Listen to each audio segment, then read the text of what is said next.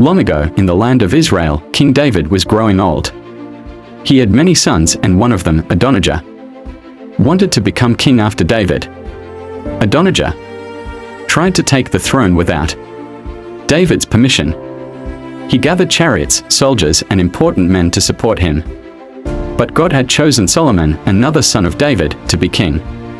When David found out what Adonijah was doing, he quickly acted. He commanded that Solomon be anointed as king. The priest Zadok, the prophet Nathan, and others followed David's orders. They took Solomon to Gihon Spring, anointed him with oil, and blew a trumpet.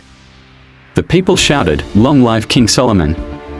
Adonijah's plan failed. He became afraid and begged Solomon for mercy. Solomon spared his life but warned him to behave wisely.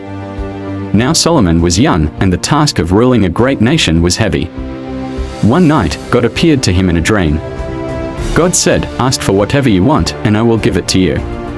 Solomon did not ask for riches or power. Instead, he asked for wisdom, a wise heart to rule the people fairly. God was pleased. He gave Solomon wisdom like no one before or after him. And God also gave him riches, honor, and peace. Solomon's wisdom became famous across the world. People came from many nations to hear him speak and solve difficult problems. One day, two women came to him, both claiming to be the mother of the same baby. Solomon told them to bring a sword, and said the baby should be cut in two, and given to both women.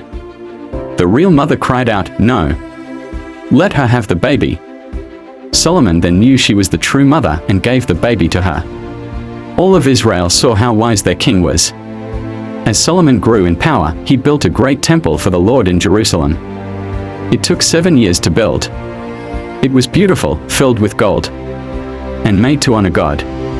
After finishing the temple, Solomon prayed a long and powerful prayer, asking God to bless the people whenever they prayed toward the temple. God appeared to Solomon again and promised to bless him and his kingdom, but only if Solomon followed his ways. Solomon also built a great palace for himself. He had everything a king could want: riches, horses, servants, and peace all around. He wrote many proverbs and songs and studied nature. People came from far countries, including the Queen of Sheba, who brought gifts and tested Solomon with hard questions. She was amazed by his wisdom and wealth.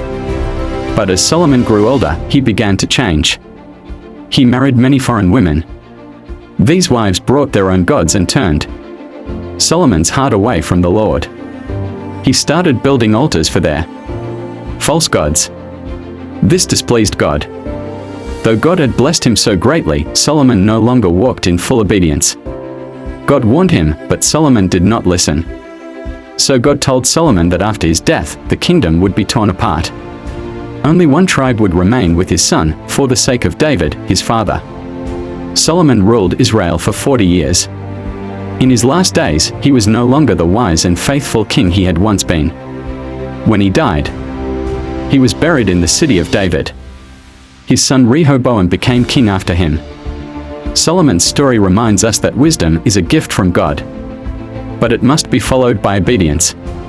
Even the wisest man on earth must stay close to God.